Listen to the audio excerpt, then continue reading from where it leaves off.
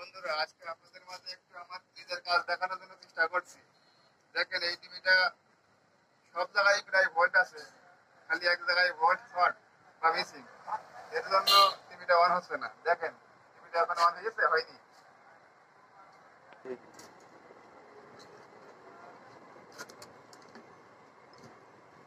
বন্ধুরা, এখানে দেখতে পাচ্ছেন একটা ক্যাপাসিটার শর্ট আছে। এই যে ফুলা টেপা হয়ে গেছে বা মোটা হয়ে গেছে। আমার মনে বলে এটা চেঞ্জ করলেই ইনশাল্লাহ হয়ে যাবে। টিভিটা সামনে পিকচার লাইট চলে আসবে। যাই হোক, এটা চেঞ্জ করার চেষ্টা করি আর কি। এই যে বন্ধু, ক্যাপাসিটারটা আমি খুলে নিয়েছি।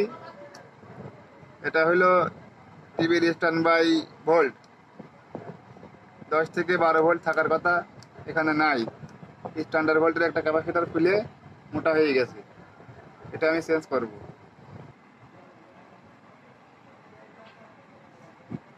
আমি একটি পুরাতন সার্কিট থেকে এটা খুলে নিয়েছি। 25 ভোল্ট 1000 ইউএফ। বন্ধুরা, ক্যাপাসিটারটি লাগিয়ে দিলাম, আশা করি টিভিটা অন হবে। দেখা যাক, আচ্ছা সামনের পর্দায় দেখা যাক অন হয় কি।